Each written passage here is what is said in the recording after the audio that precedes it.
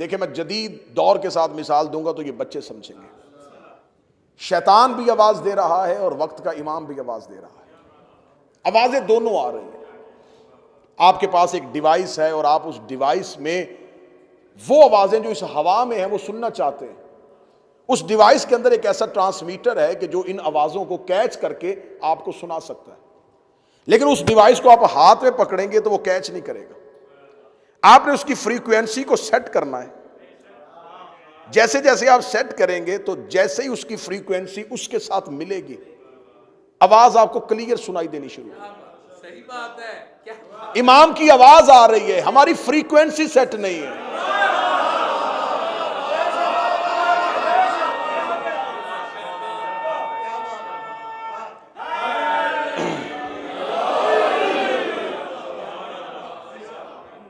वो आवाज आ रही है।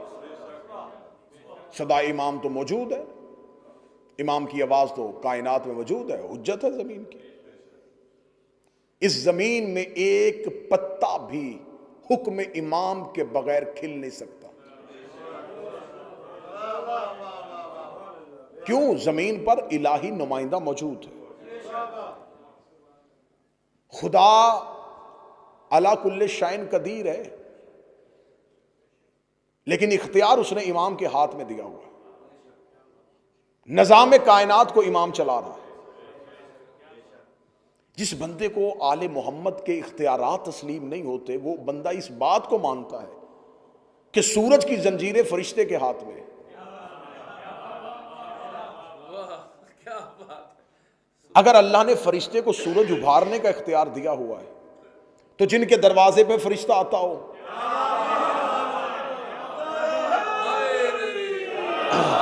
इख्तियार वक्त के इमाम के पास मौजूद है। और वो जमीन पर अल्लाह का नुमाइंदा है। चले मैं फिर एक मिसाल दूंगा। ये बातों में मिसाल इसलिए दी जाती है कि इंसान बात भूल जाता है, मिसाल बात भूलने नहीं देती।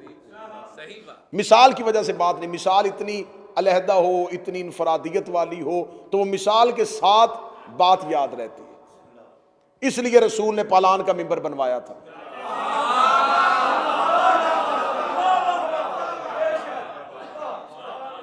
अरबों में सवारी ऊंट ही था। रसूल ने फरमाया था आज के बाद जब भी ऊंट देखो तो याद आए, जहां भी ऊंट देखो, ऊंट पे कोई भी बैठा हो, तुम्हें याद आए कि हमने अली के हाथ में बैयत की हुई।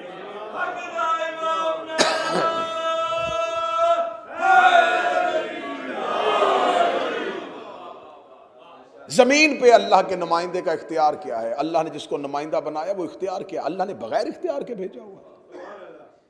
मैं पाकिस्तान से बरतानिया आना चाहता था। मैंने कहा कि मैं पाकिस्तान से बरतानिया पहुंचूं, तो मैं एयरपोर्ट पे गया और एयरपोर्ट पे जाके मैंने कहा जी कि मैं बरतानिया जाना चाहता हूं।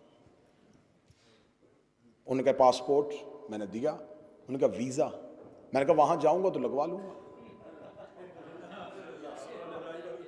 वहां पहुंचूंगा तो उनसे कह दूंगा। उन्होंने कहा नहीं। तो मैंने कहा भाई कौन लगाएगा, अभी तो मैं वहां पहुंचा ही नहीं। उन्होंने कहा तुम्हारे मुल्क में उनका एक नुमाइंदा है।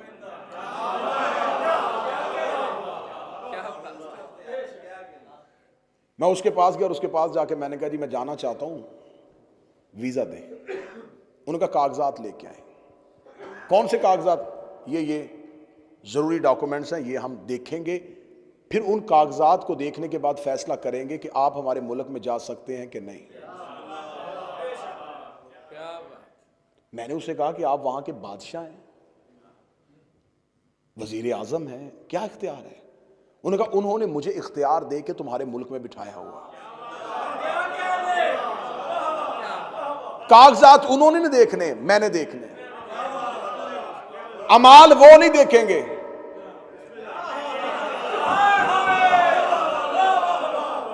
अमाल में देखेंगे। इसलिए खुदा ने जमीन पे ओले अमर को बिठाया। जिसने उस जगह पे पहुंचना हो, अमाल वो नहीं देखेगा, अमाल इमाम देखेगा। इसलिए खुदा ने कहा मैं क़यामत वाले दिन बुलाऊंगा इमाम के नाम पे, सदा दूंगा इमाम के नाम पे। अब जो इमाम वक्त है, इमाम वक्त के लिए अपने नफ्स को मार देना, अपनी ख्वाहिशात को खत्म कर देना, करबला के असहाब हुसैन की सबसे बड़ी इनफरादियत ये थी, उनमें ख्वाहिश ही नहीं थी। वही बात। ये रूए जमीन पर ये पहली फौज थी जो अपने आका और मौला के साथ बगैर ख्वाहिश के खड़ी थी। क्या बात। और जब इश्क ख्वाहिशात पर गालब आ जाए, अब ये लफ्ज सुनिएगा, एक इंसान भूख से मर रहा हो और भूख उसके बदन को सता रही है और उसके कान में कोई आके कहे तेरे फलां रिश्तेदार की मौत हो गई है, भूख खत्म हो जाएगी, क्योंकि दर्द उस कैफियत पे गालब आ गया।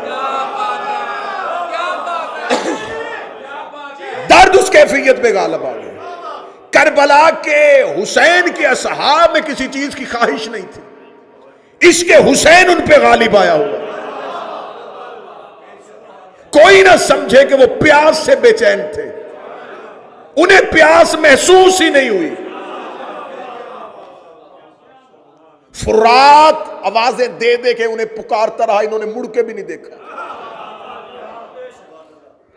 ये इतने बेनियाज हो गए, काश कोई बंदा इस सदर की कीमत है, इतने बेनियाज हो गए, इन्होंने जन्नत की ख्वाहिश भी नहीं की।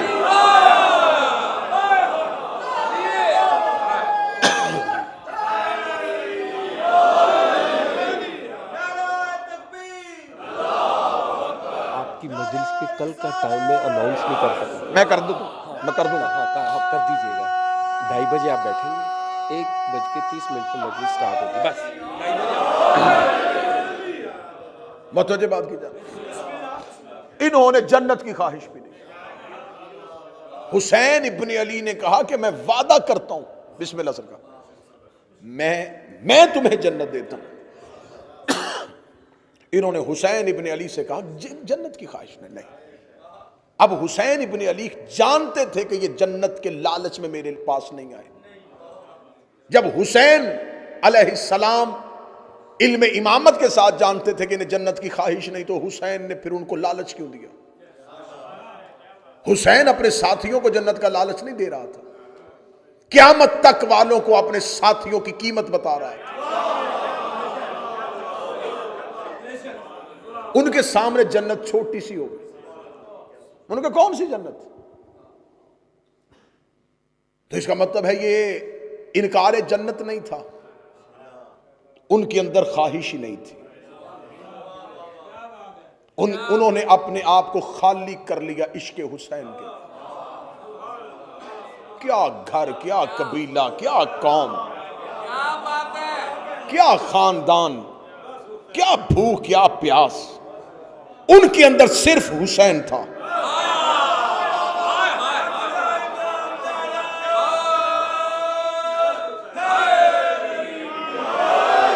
मैं लफ्ज कहूंगा, मुझे नहीं पता कि आज मुझे मजलिस कहां पे छोड़नी है, कितनी पढ़नी है, कैसे पढ़नी है, किनको देख के पढ़नी। वो फना फिल हुसैन हो गए, वो गर्क हो गए हुसैन में। इतने इश्के हुसैनी के अंदर डूब गए, उन्हें सिवाय हुसैन के कुछ नजर नहीं आ रहा। नेज़े की अन्नी की उन्हें तकलीफ हो जो हुसैन में जा चुके हो, न तीरों की नोकें उन्हें कुछ कह रही थी, वो मुस्कुराते हुए नेज़ों के सामने जा रहे थे। ये ऐसे इश्क हुसैनी में फौलाद बन गए कि इनके सीनों ने नेज़ों की अन्नियों को मोड़ दिया। ये इतने फौलाद बन गए कि इनकी गर्दनों ने खंजर तोड़ दिए। ये इश्क हुसैनी में फौलाद हो चुके थे। हुसैन ने ये मिसाल जमाने के सामने रख दी। ऐसे हो तो फिर हुज्जत क़याम करती है। हाय हाय हाय, ऐसे हो मांगने वाले भिखारियों के लिए। मैंने पहले कहा था कि मैं खुद को तुम में शामिल करके पढ़ने लगा हूं। किसको, किसके लिए? भिखारियों के लिए हुज्जत क़याम करे। ये भी दे दे, ये भी दे दे, ये भी दे दे, ये भी दे दे, ये भी दे दे।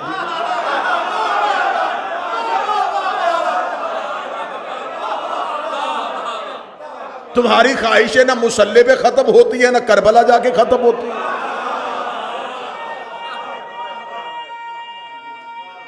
क्या बात है। मजा आएगा उस दिन अलम को सलाम करने का, जब उसके नीचे मन्नतों के चिराग नहीं होंगे, जब भी चिराग जलाया मन्नतों का, जब भी चादर चढ़ाई ख्वाहिशों की, कब कब इश्क का चिराग जलेगा, कब अलम पे मोहब्बत की चादर चढ़ेगी, कब कोई खाली होके हुसैन के पास आएगा। सिर्फ मदद के लिए रखा है कि इनसे बेहतर मदद करने वाला कोई नहीं, इनसे जल्दी कोई सुन लेता लोग कब के इनको छोड़ देते हैं।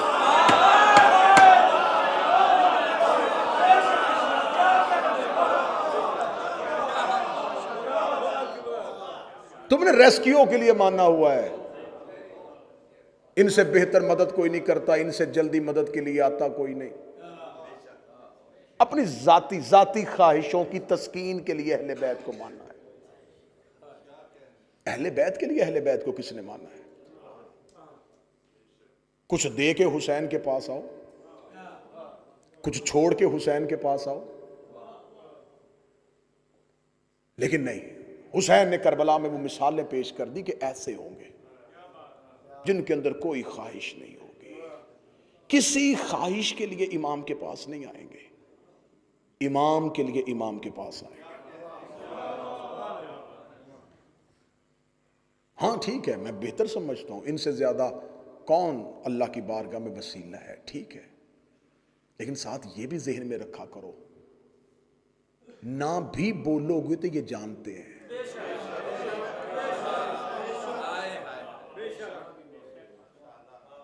तुम कभी जुबान ना खोल के दिल की धड़कन में ख्वाहिश रख के अली को मान तो सही। वो जानते हैं गुलामों की ख्वाहिशें क्या हैं, वो जानते हैं। अब करबला में जो हुसैन ने मिसाल पेश कर दी, अब इसकी मिसाल में है आखिरी हुज्जत के नुसरत की तैयारी। बस इमाम आ जाए, इमाम आ जाए। मैं इतने साल हो गए मुझे, 22-24 साल तो मुझे भी मिंबर पे हो गए, दुआए ज़हूर सुनते हुए, दुआए ज़हूर पढ़ते हुए, इमाम बारगाहों से लेके मस्जिद जमकरान, मस्जिद जमकरान से लेके मस्जिद सहला, मस्जिद सहला से लेके मस्जिद कूफा। कुबा हुसैन के नीचे हर दुआ कबूल हो जाती है, इतने अरसे से ज़हूर की दुआ हो रही है। जो हुसैन तुम्हें बेटा दे के भेज देता है, जो हुसैन तुम्हें घर दे के भेज देता है, इतने अरसे से उसकी हरम में जाके ज़हूर की दुआ कर रहे हो, तुम्हारी कबूल कर रहा है, ये क्यों नहीं कर रहा? अब इसकी मैं गहराई में चला जाऊंगा तो और 25 मिनट गुजर जाएंगे। ये हमारा अल अजल कहना कूफे वाला खत है।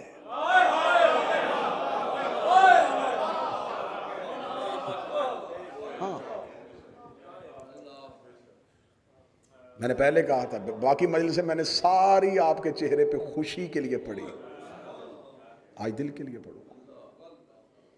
अल्लाह जल्दी आ जाए, जल्दी आ जाए। यकीन कीजिए यही अल्फाज कूफे से आए, जल्दी आ जाए, जल्दी आ जाए। क्यों आए? जल्दी आए, जल्दी आए, हमें बचाएं। इब्ने ज़ियाद आ गया है, इब्ने ज़ियाद पहुंच गया है। आए इब्ने ज़ियाद मलाउन रात के वक्त कूफे में दाखिल हुआ। इसे पता चल गया कि कूफे वाले हुसैन का इंतजार कर रहे हैं। लो मैं देखूंगा किस बंदे का दिमाग मजलिस के अंदर।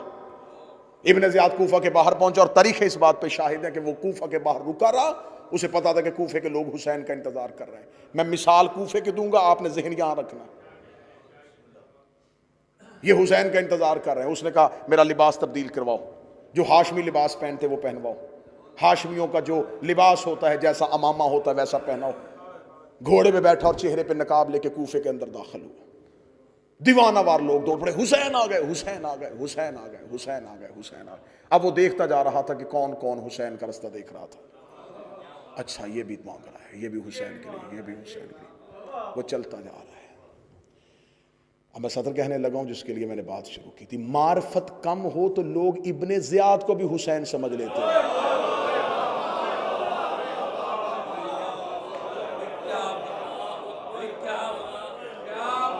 मौला हुसैन इज्जत अता फरमाए। मारिफत कम हो,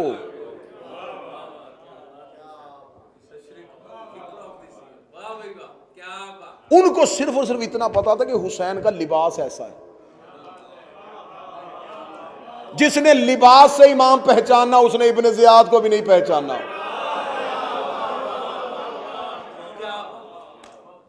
और उसी कूफे में एक बुढ़िया रहती थी, शोर हुआ कूफे की गलियों में, हुसैन आ गए। उसने अपने घर का पर्दा उठाया, यूं देखा, कहती हुसैन नहीं है। उन्होंने कहा लोग जा रहे हैं, हुसैन आ गए। उसने कहा हुसैन होता तो रात की तारीकी में ना आता।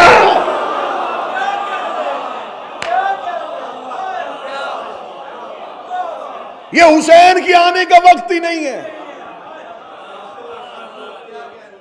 कितनी डूबी हुई थी मार्फत इमाम में, उसे खबर थी कि इमाम के आने का असल वक्त क्या है।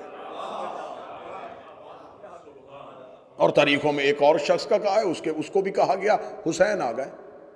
वो भी बाजार में गया और देखे कहने लगा हुसैन नहीं है। लोग कहेगा हुसैन क्यों नहीं, तुझे हुसैन की निशानी का पता? उसने कहा हुसैन होते तो दाएं बाएं अकबर और अब्बास हो।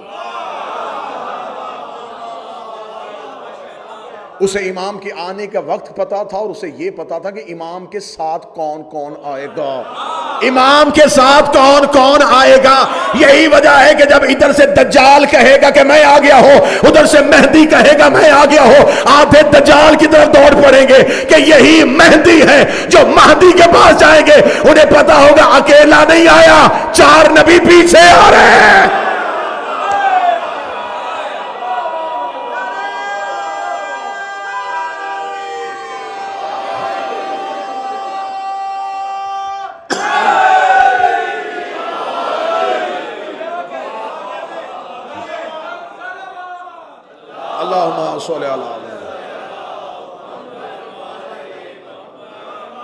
पहली शर्त, ख्वाहिशात से बेनियाज होके अपने मौला से इश्क करो। ख्वाहिशात से बेनियाज हो। मुझे आज तक नहीं किसी किताब में नहीं मिला कि जनाब सलमान ने मौला अली से कहा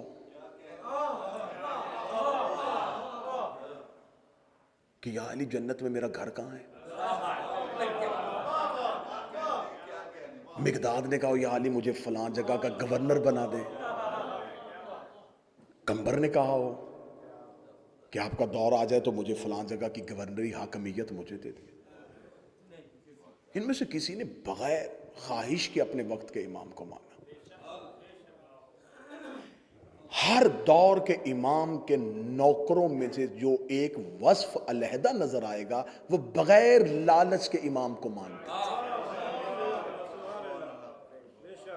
हजरत अबू ज़र बैठे हुए यूं अपनी छड़ी के साथ, एक शख्स आया देखे कहने लगा क्या फायदा है अली को मानने का, देख हमने उनकी बैयत की और उसने की और उसने वहां गवर्नर बना दिया, उसको यहां बना दिया। अगर तू भी हमारे साथ उस दिन बैयत करने के लिए चला जाता, जितना बेहतर सहाबी है, जितनी हदीसें नबी ने तेरे बारे में कही हैं, तुझे बहुत बहुत अच्छा ओहदा मिल सकता था। इतना कहना था, अबू ज़र ने यूं उसकी तरफ देखा और अपनी छड़ी को उठाया और उठा के कहते विलायत अली पे कायम रहने का मुझे इतना फायदा हुआ है, जब चाहूं आसमान को जमीन पे फेंक।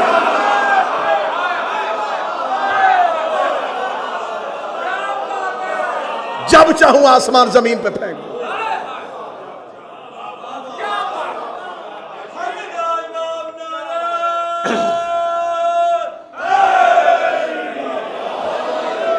विलायत अली ने मुझे गनी कर दिया है, मोहब्बत अली ने मुझे दुनिया से बेनियाज कर दिया। पहली शर्त थी उनमें ख्वाहिश नहीं होती। दूसरी शर्त यह होती है कि उन्हें इमाम के बारे में आगही होती है, वो अपने मौला की खबर रखते हैं। सारी की सारी ज़हूर की जितनी अलामात लिखी हुई हैं, ये होगा ये होगा ये होगा ये होगा ये होगा, इतनी वाज़ेह निशानियां लिखी हुई, इतनी वाज़ेह निशानियां लिखी हुई कि जमादी सानी के निस्फ से बारिशें शुरू होंगी और रजब के निस्फ तक आएंगे।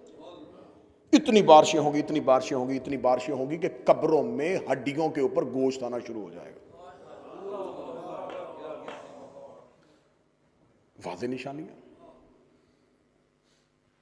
फिर रजब के बाद फिर वो एक ऐसा रमजान आएगा कि उस रमजान के अंदर वाज़ेह निशानी, फरामीने, जितनी भी गैबत की किताबें उठा के, जितनी गैबत की किताबें उठा के देखो कि वो रमजान ऐसा होगा कि उस रमजान में पहले चांद ग्रहण होगा, फिर सूरज ग्रहण होगा। मौला फरमाते कि उस रमजान में जब शब कदर के अमाल कर लो तो अमाल करने के बाद अपने घरों की खिड़कियां बंद कर लेना और शीशे के करीब ना रहना। एक जोरदार धमाका होगा, जमीन लरज जाएगी। आज के दौर की ये आलमी जंगों की पेशन गोई है। आलमी जंगें शुरू हो जाएंगी। वाज़ेह तरीन हदीस की किताबों में कौन सा मुल्क किस पे हमला करेगा, कौन सा मुल्क किस पे हमला करेगा, कौन सा मुल्क किस पे हमला करेगा, ऐसी अफरा तफरी का आलम हो जाएगा। ईरान की हुकूमत 7 हिस्सों में तकसीम हो जाएगी और ईरान सिमट के खुरासान में आ जाएगा। जो ईरान खुरासान में सिमट के आ जाएगा तो उस वक्त मसूम फरमाते हैं कि शब आशूर होगी। शब आशूर को खुरासान से स्याह परचमों के साथ 10,000 का लश्कर मक्का की तरफ बढ़ना शुरू होगा और एक खुरासानी है जिसकी क़यादत में उठेगा। जब मैंने ये निशानी पढ़ी तो मैंने देखना शुरू कर दिया किस मुल्क का परचम में स्याह है। मुझे नीले पीले सबज परचम नजर आए, एक ही नजर आया कि स्याह परचम सिर्फ अब्बास का है। और शब अशूर में अगर स्याह परचमों के साथ उठना है तो यह कोई जुलूस आ रहा है जो मक्का की जानब बढ़ेगा। आशूर की सुबह किताबें कहती हैं कि यह निस्फ शब से लेके अव्वले वक्त तक का टाइम होगा। आशूर का दिन होगा, बरोज जुमा होगा। मक्का की पहाड़ियों से मेरे आका और मौला चलते हुए आएंगे और बैतुल्लाह के साथ टेक लगा के खड़े होंगे और आवाज दे के कहेंगे अना हुज्जतुल्लाह अलल अर्श, मैं जमीन पर अल्लाह की हुज्जत हूं। इंसानियत 3 ग्रोहों में बट जाएगी। पहले वो हैं जो ये कहेंगे कि ये इमाम की आवाज ही नहीं है। दूसरे वो हैं जो ये कहेंगे कि जरूरी अमूर सरंजाम दें और फिर इमाम तक पहुंचे। तीसरे वो हैं कि जो ही इमाम की आवाज आएगी अना हुज्जतुल्लाह अलल अर्श, वो लब्बैक कह के उठेंगे। पहला घर में होगा, दूसरा मक्के में होगा।